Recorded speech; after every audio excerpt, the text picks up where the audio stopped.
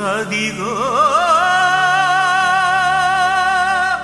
కడపూర ధ్వని మ్రోగు వేళాయను నా ప్రాణనాథ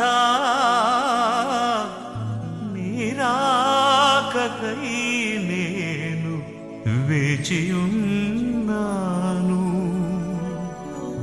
నా జీవదాత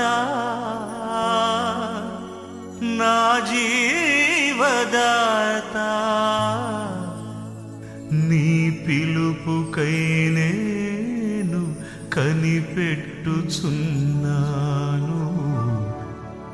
నీ పిలుపుకై నేను కనిపెట్టుచున్నాను. రెండో రాకడికి సిద్ధపడుచున్న ప్రియమైన దైవజనులకు సహోదరి సహోదరులకు క్రీస్తు పేరట నా వందనాలు. బాగున్నారా? మీకోసం నేను ఎప్పుడూ ప్రార్థిస్తూ ఉన్నాను. చాలామంది ప్రార్థిస్తున్నాను అంటారు కానీ ప్రార్థన చేయరు. మీరు ఎప్పుడైనా నాకు వాట్సాప్ చేస్తే నా పేరు ఏంటి చెప్పండి అంటే నేను ఖచ్చితంగా చెప్తాను. మీరు ఎప్పుడైనా సరే నా వాట్సాప్లో పలానా విషయంలో మీరు ప్రార్థన చేయండి అంటే నేను ప్రార్థన చేసి మీకు ఖచ్చితంగా జవాబు చెప్తాను. మీ ఇంట్లో కొంతమంది అనారోగ్యంతో ఉంటారు, ఆర్థిక ఇబ్బందులతో ఉంటారు, కలహాలతో ఉంటారు. దానికి కారణం ఏంటో కూడా దేవుడిని అడిగి నేను చెప్తాను. మీరు ఎప్పుడైనా సరే మీకు ఏ సేవ కూడా ఆన్సర్ చెప్పడం కానీ నేను చెప్తాను. ఎందుకంటే అనాది కాలం నుంచి నేను బాల్యం నుంచి ఈ సేవలో ఉన్నాను. చాలామంది దైవజనులు ప్రార్థన చేస్తాను అని అంటారు కానీ అబద్ధం ఆడతారు. వాళ్ళు చేయరు, వాళ్ళు అలాగే వెళ్ళిపోయి మర్చిపోతారు. కానీ మేము అలా చెయ్యం. ఖచ్చితంగా మాట ఇస్తాం, మాట మీద నిలబడతాం. ఎందుకంటే తీర్పులో మళ్ళీ నేను సంజయ్స్ ఇవ్వాలి. అందుకని తీర్పును తప్పించుకోవాలంటే నేను నీకోసం ప్రార్థన చేయాలి. అందుకని మీ సమస్య ఏదైనా సరే ప్రార్థించి మేము జవాబు చెప్పగలం. ఒకవేళ మీరు సంతానం లేకుండా ఉన్నారేమో, దానికి కారణం ఏంటనేది మీరు తెలుసుకోవాలి. కొంతమంది అనారోగ్యంతో ఉంటారు, దానికి కొన్ని కారణాలు ఉంటాయి. మీ ఇంట్లో కొన్ని గొడవలు ఉంటాయి, ఆస్తి తగాదాలు ఉంటాయి, దానికి కొన్ని కారణాలు ఉంటాయి. దానికి జవాబు ఈరోజు మీరు అన్నిటికీ జవాబు మీరు పొందబోతున్నారు. బైబిల్లోంచి యేసుప్రభు ఇచ్చిన ఒక అద్భుతమైన జవాబు లూకాసు వార్త 14వ అధ్యాయము 13వ వచనం. అయితే నీవు విందు చేయనప్పుడు బేదలను, అంగహీనులను, కుంటివాండ్రను, గుడ్డివాండ్రను పిలువుము. నీకు ప్రత్యేక ఉపకారం చేయుటకు వారికి ఏమీ లేదు గనుక నీవు ధన్యుడు వగుదువు. నీతిమంతుల పునరుత్థానమందు నీవు ప్రత్యుపకారం పొందుదు అని చెప్పాను. యేసుప్రభు వారు నువ్వు విందు చేయనప్పుడు నీకు ప్రత్యుపకారం కలగాలంటే, అంటే పరలోకంలో దేవుడు మెచ్చుకోవాలి, నీకు ప్రతిఫలం ఇవ్వాలంటే నీవు గుడ్డివారిని, కుంటివారిని, అంగహీనులను, భేదవాళ్ళను నీ ఇంటికి పిలువు, వాళ్ళకి భోజనం పెట్టు. ఇది చాలా కష్టమైన పని అని అనుకుంటారు కానీ ఇది చాలా సులువైన పని. మనం రోడ్డు మీద వెళ్తుంటే చాలామంది గుడ్డోళ్ళు కనబడతారు, కుంటోళ్ళు కనబడతారు, పేదోళ్ళు కనబడతారు. పేదవాళ్ళు ఎప్పుడు మనతోనే ఉంటారండి. కానీ ఒక దైవజనుడైన, ఒక విశ్వాస అయిన, ఒక ఎంప్లాయ్ అయినా ఎప్పుడైనా తన ఇంటి ముంద పేదవాడిని పిలిచి, పేద సేవకులు వస్తారులేండి, పేదవాళ్ళని పిలిచి అంటే పేద సేవకుని పిలిచి, లేక ఒక కుంటివాడిని పిలిచి, ఒక అంగహీనుని పిలిచి, ఒక విధవరాలను పిలిచి, అమ్మ మా ఇంటికాడ భోజనం చేయండి రండి అని ఎవరైనా పిలుస్తారా? పిలిచి చూడండి, మీ జీవితంలో అద్భుతాలు జరుగుతాయి. వాళ్ళు పిలిచి మీరు భోజనం పెట్టండి. మీరు ఎంప్లాయీలు అయితే ఒక 5,000 కానుక ఇవ్వండి. ఒకవేళ 10 మంది 15 ఇవ్వండి. మళ్ళీ రేపటి నుంచి మీరు హాస్పిటల్కి వెళ్ళరు, హాస్పిటల్కి ₹1 కూడా మీరు ఇవ్వరు. ఒక వ్యక్తికి తన జీవితంలో ఒక కొడుకును ఆపరేషన్ చేయించాలి. ఆ ఆపరేషన్ చేయించడానికి అమెరికా వెళ్ళాలి. ఇక్కడెక్కడ ట్రీట్మెంట్ లేదు ఆ రోజుల్లో. అతనికి ₹1 కోటి ఖర్చు అవుతుంది. తండ్రి ఖర్చు పెట్టడానికి సిద్ధంగానే ఉన్నాడు. అతని పేరు జోసెఫ్ శామ్యూయల్. అతనిది పాలకొల్లు. బాగోలేని తన కొడుకును బర్త్డే చేసి హాస్పిటల్ తీసుకెళ్దాము అనుకున్నాడు. అలాగ అనుకొని అతనికి ఒక మంచి ఆలోచన వచ్చింది. ఈ వాక్యం చదివి అతను కారు మీద వెళ్తూ పేద సంఘాలు ఎక్కడ ఉన్నాయని చూసుకున్నాడు. ఓ 30 సంఘాలు సేవకులను, పేద సంఘాలు, గుడిసెల్లో ఉన్నవాళ్ళని, రేక్ షెడ్లో ఉన్నవాళ్ళని, కడు దీని లేని సేవకులు 30 మందిని పిలిచాడు. కార్డు ఇచ్చి, అయ్యా నేను నా కొడుకు బర్త్డే చేస్తున్నాను, ఇదిగో నా అడ్రస్, మీరు రండి, నేను మీకు శ్రేష్టమైన కానుక ఇస్తాను అని అంటే, పేద సేవకులకి ఎవరికైనా సరే కానుక ఇస్తానంటే వచ్చేస్తారు. ఈ 30 మందిని పిలిచాడు, వచ్చారు. బర్త్డే గ్రాండ్గా జరిగింది. లాస్ట్ ప్రార్థన చేసేటప్పుడు వాళ్ళకి జేబుల్లో కవర్లు పెట్టేశాడు. ప్రార్థన అయిపోయింది, అందరూ ఎవరి మట్టుకు వాళ్ళు వెళ్ళిపోయారు. ఇంటికి వెళ్ళి చూసుకుంటే ఒక్కొక్క కవర్లో 5,000 ఉన్నాయి. 30 మంది అంటే 35, 1,50,000. ఈ 30 మంది మళ్ళీ తిరిగి వచ్చేసారు. అయ్యా మమ్మల్ని ఎవరు ప్రార్థన పిలిచినా, ఎక్కడ కూటమి పెట్టినా 500 ఇస్తారు, కానీ ఒక 1000 రూపాయలు అయితే పెద్ద గొప్ప అని మేము చెప్పుకుంటాం, కానీ మీరు ఎవరికో ఇవ్వాల్సిన కానుక నాకు ఇచ్చారు, 5,000 ఇచ్చారు, తీసుకోండి అని ఇచ్చేస్తుంటే ఆయన అన్నాడు, లేదు నేను కావాలని ఇచ్చాను మీ అందరికీ అని చెప్పి ఈ వచ్చిన వాళ్ళకి మళ్ళీ ఈ కానుక కూడా ఉంచండి అని 1000 రూపాయలు ఇచ్చి, అయ్యా నా కొడుక్కి మంచి ఆరోగ్యం కోసం ప్రార్థన చేయండి, మర్చిపోకండి, వాడిని నేను అమెరికా తీసుకెళ్ళాలి, అమెరికా వెళ్ళకుండా మీరు ప్రార్థన చేయండి, వాడి కిడ్నీలు బాగోలేదు, వాడు లివర్ గుండె బాగోలేదు, మీరు ప్రార్థన చేయండి అని వాళ్ళ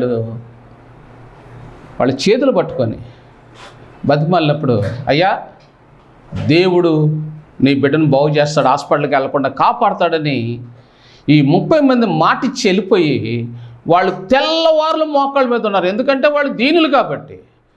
గనులేని సేవకులు మోకాళ్ళ మీద ఉండరు, వీళ్ళు దీన సేవకులు కాబట్టి అతనిచ్చిన కానుకను బట్టి వాళ్ళు మోకాళ్ళ నుండి ప్రార్థన చేస్తే ఒక బలమైన హస్తం వచ్చి ఆ పసిబిడ్డను తాకింది. దేవుని స్తోత్రం.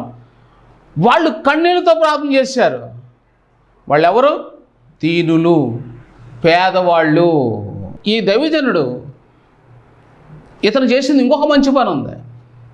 అంగహీనులను కూడా పిలిచి కానుకలు ఇచ్చాడు, విధవరాలను పిలిచి కూడా కానుకలు ఇచ్చాడు. ఈ వాక్యాన్ని అనుసరించి ఈ శామ్యూల్ జోసెఫ్ అనే ఈయన దేవుడు వీళ్ళు చేసిన ప్రార్థన విన్నాడు. అమెరికా వెళ్లకుండా తన కొడుకుని ఇక్కడ చెకప్ చేస్తే normal, liver normal, kidney normal వచ్చింది.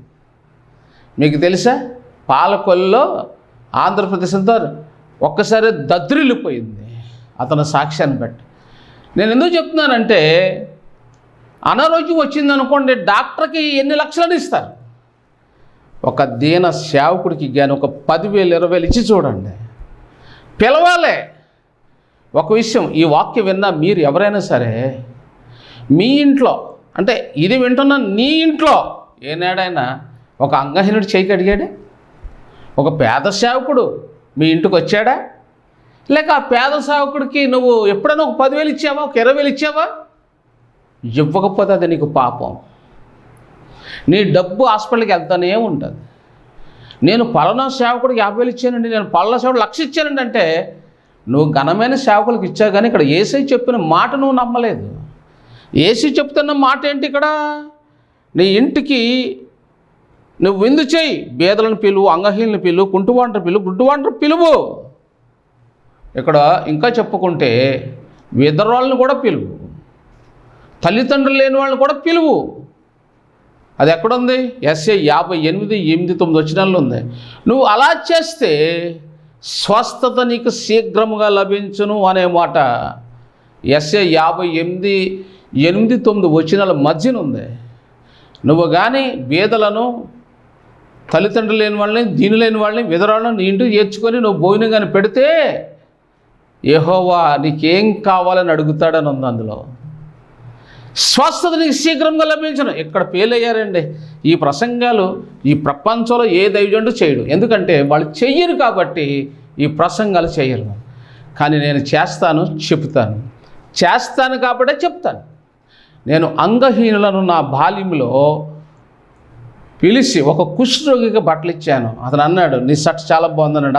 అప్పుడు నేను చిన్న కుర్రోడు, అతను వయసు పెద్దదే, కానీ అంటే నా హైట్లో ఉన్నాడు. నేను ఇంత హైట్లో ఉన్నాను, చిన్న పిల్లోడిని యేసుని నమ్ముకున్నాను, ఇంత హైట్లో. అతను పొట్టోడు, కుష్ఠరోగి. సామ్యుయేలు బాబు, నీ షర్ట్ చాలా బాగుంది, నువ్వు చాలా అందంగా ఉన్నావు అన్నాడు. అప్పుడు నేను ఇప్పిసి అతనికి ఇచ్చేసాను.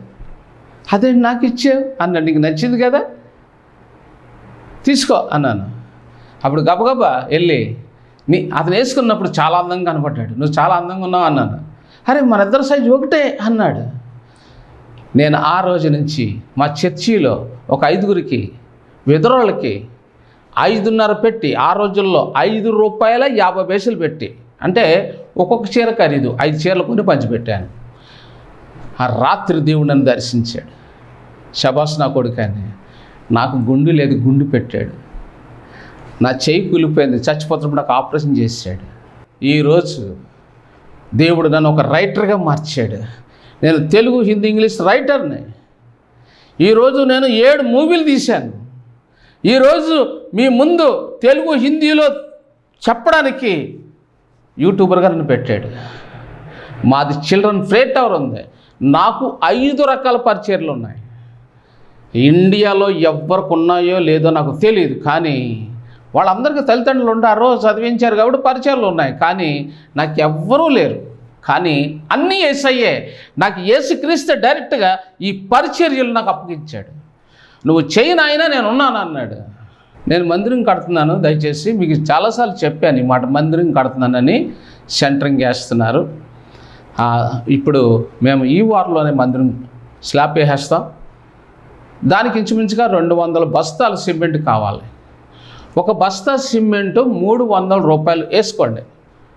₹300. మరి మీ ప్రాంతంలో ఎంతో నాకు తెలియదు. మా ప్రాంతంలో 300 దాటి ఉండొచ్చు. ₹300 వేసుకోండి. ఒకవేళ మీరు 10 బస్తాలు సిమెంట్ ఇస్తారా, మా మందిరానికి దేవుడు మిమ్మల్ని దీవిస్తాడు. 10 బస్తాలంటే 3,000. మీరు 20 బస్తాలు ఇస్తారా, 6,000. లేదా 50 బస్తాలు ఇస్తారా, మీ ఇష్టం. నేనేమంటున్నానంటే ఈ మందిర నిర్మాణంలో మీరు చేతులు చాపండి. జీవితంలో నేను మిమ్మల్ని మర్చిపోను, దేవుడు కూడా మర్చిపోడు. ఎందుకంటే మందిరం కదా. అదిగో సెంటరింగ్స్ వేశారు. సెంటరింగ్లో నిలబడి ఉంది. సిమెంటు, ఐరన్, కంకర ఇవన్నీ కొనాలి మేము. అయితే మేము అన్నీ సమకూర్చుకున్నాం. సిమెంట్ కొనడానికి కొంచెం నిధులు లేవు. ఇక కంకర కొనడానికి కూడా మాకు నిధులు. కంకర అయితే 30,000 అవుతుంది. మీలో ఎవరైనా సరే కంకర వేయించవచ్చు, లేదా 10 బస్తాలు 20 బస్తాలు సిమెంట్ ఇవ్వచ్చు. నేను మీతో మాట్లాడుతున్నది ఏమనంటే, ఇలా ఇచ్చుడు ద్వారా మందిరానికి దేవుడు మీకు సంతానం ఇస్తాడు, మీకు ఆరోగ్యాన్ని ఇస్తాడు, మీ కుటుంబంలో నెమ్మది ఇస్తాడు, అశాంతిని తొలగిస్తాడు, చీకటిని తొలగిస్తాడు, మిమ్మల్ని ఆశీర్వదిస్తాడు. ఇక్కడ దేవుని వాక్యం చెబుతుంది, మీరు పేదలను కనికరించండి, పేదలను పిలవండి అన్నాడంటే పేదలను పిలవండి, లేదా పేదల దగ్గరికి మీరే వెళ్ళండి. ఇప్పుడు నేను పేదవాడినే, నేను కోటీశ్వరుని కాదు. నేను బొంబాయిలో సంపాదించింది అందరికీ ధర్మం చేశాను, దానం చేశాను. కొంతమందికి స్థలాలు కొని పాస్టర్లకు ఇచ్చాను. నా సొంత గృహాలు మా అక్కగారికి ఇచ్చాను, చాలామందికి ఇచ్చాను. నేను లేనివాడుగా ఉండాలనుకున్నాను, లేనివాడుగానే ఉన్నాను. నాకు మొన్న జరిగిన 4 రోజుల మీటింగ్స్లో అర్చన, విజయబాబు గారు హైదరాబాద్ నుంచి నాకు ఎంతో సహాయం చేశారు. విజయబాబు గారు బ్రదరు 10,000, అర్చన 36,000 ఇలాగ ఇచ్చారు. అమ్మ మీకు వందనాలు, బ్రదరు మీకు వందనాలు, నేను మిమ్మల్ని మర్చిపోను. ఇప్పుడు నేను స్లాబ్కి, అంటే చాలా పెద్ద మందిరం అది, చిన్న మందిరం కాదు, ఇంచుమించుగా చాలా పెద్ద మందిరం అది. అందుకనే మేము జనవరి నుంచి చెప్పుకుంటూ వచ్చాం. ఇప్పుడు స్లాబ్ వేయడానికి సెంటరింగ్ అంతా సిద్ధపడి ఉంది. ఇంకా కొంత, అంటే ఇంచుమించుగా ఇంకొక 2 లక్షలు మాకు కావాలి. నేనేమంటున్నానంటే, మీరు సిమెంట్ రూపంలో 1 బస్తా సిమెంట్ అయినా మీరు ఇవ్వగలరు. 1 బస్తా సిమెంట్. ఆ స్క్రీన్ మీద ఉన్న నా నెంబర్ ఫోన్పే నెంబరు. దయచేసి ఇక మందిరాలు కట్టడానికి వీలు లేదని కొన్ని రూల్స్ వచ్చాయి. నేను అనుకుంటున్నాను, బహుశా మేము కట్టే మందిరమే చివరి మందిరమై ఉంటుంది అనుకుంటున్నాను నేను. కాబట్టి మా ఏరియాలో కూడా మందిరాలు కట్టకూడదు అని కొన్ని ఆర్డర్స్ వచ్చాయి. నేనైతే ఆర్డర్స్ తీసుకొని నేను మందిరం కడుతున్నాను. కాబట్టి మీరు కూడా ప్రార్థన చేయండి. 10 బస్తాలు, 20 బస్తాలు, 50 బస్తాలు మీరు సిమెంటు నాకు ఇవ్వాలనుకుంటే కానుక రూపంలో మీరు ఇస్తే పోనీ మీ పేరు మీద ఆ సిమెంట్ కొంటాం, మీ పేరు మీద మేము ప్రార్థన చేస్తాం.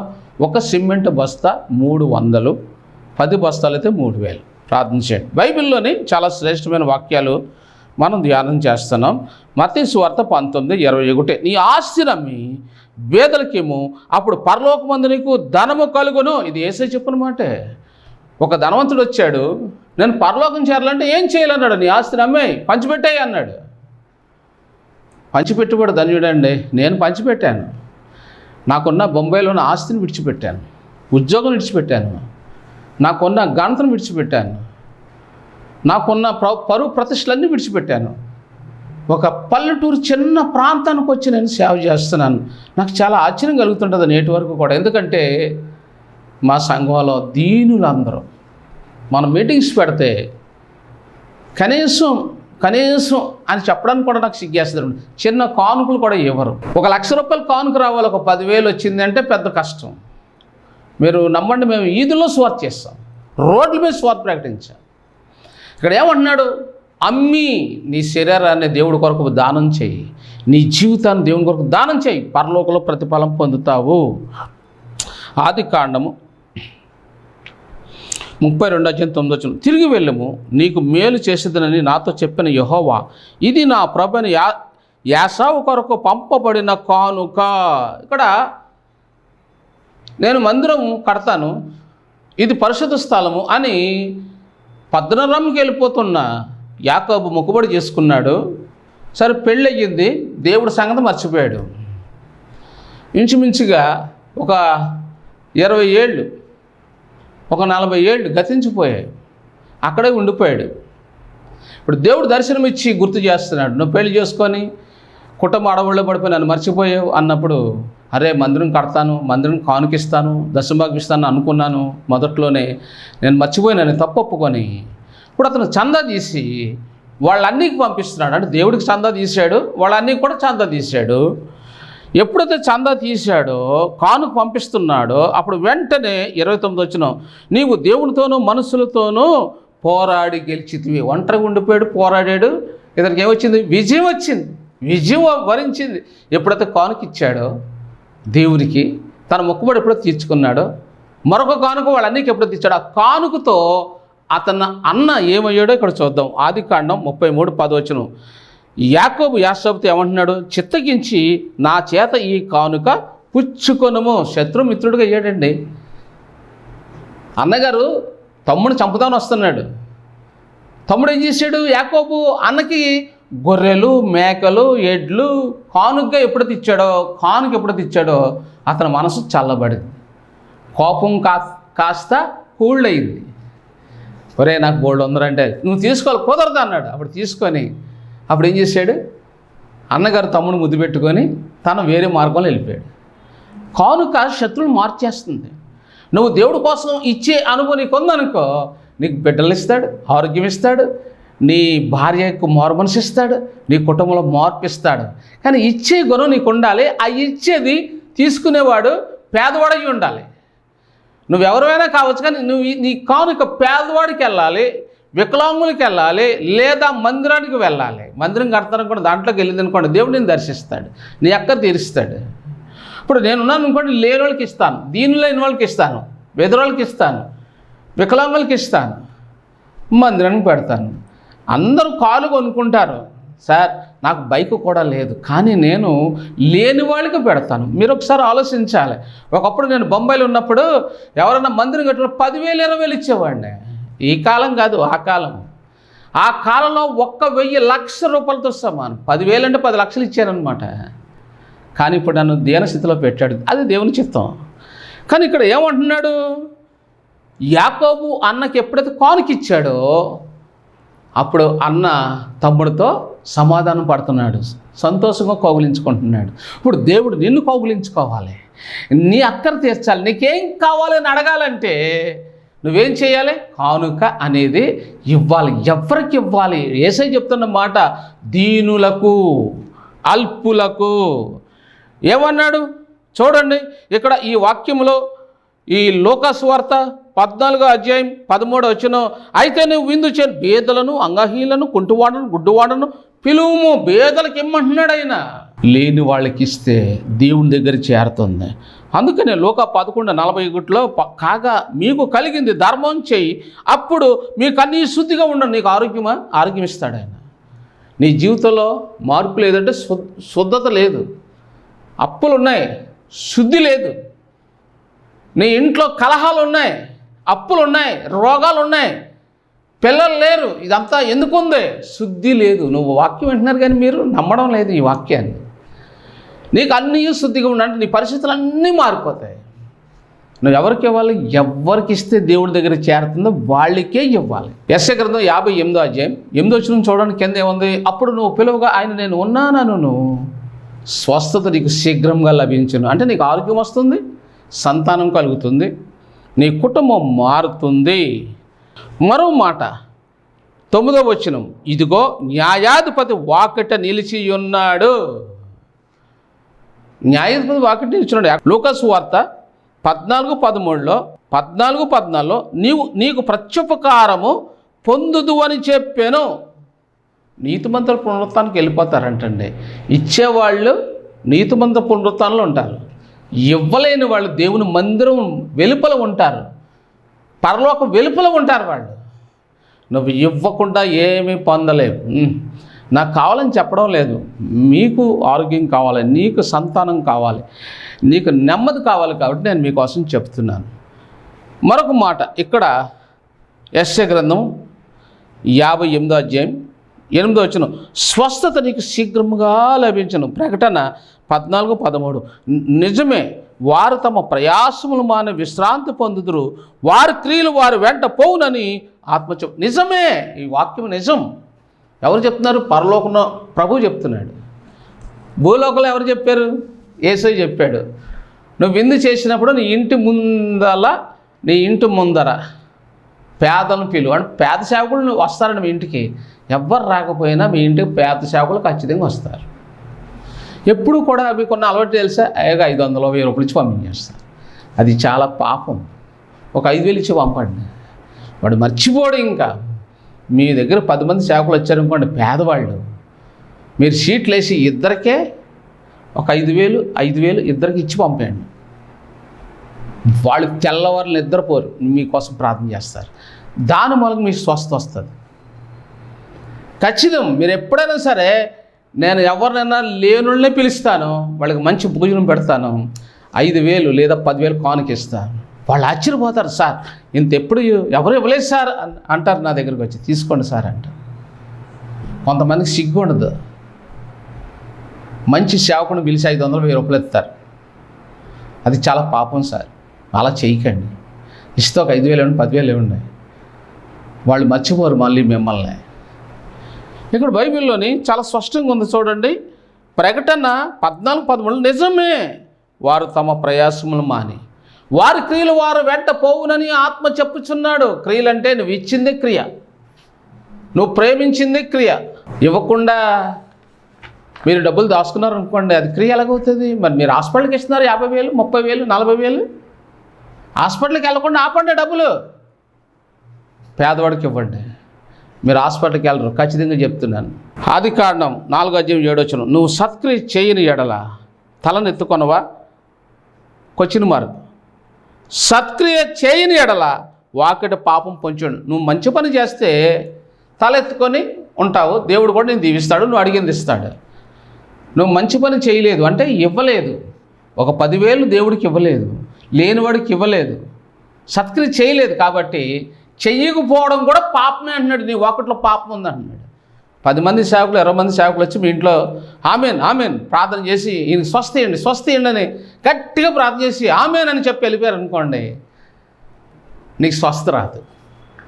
ఈ 10 మంది 20 మంది చేసిన ప్రార్థన వల్ల నీకు స్వస్థ రాదు. ఎందుకు రాదు అని అంటే, పేదల్లో నీ ఇంట్లోకి రాలేదు, దరిద్రులైన వాళ్ళు ఇంటికి రాలేదు, వికలాంగులు ఇంటికి రాలేదు, వాళ్ళు భోజనం చేయలేదు, వాళ్ళ చేతికి నీ కానుక ఒక 5,000 10,000 వెళ్ళలేదు. కాబట్టి నీకు స్వస్థ ఎప్పటికీ రాదు.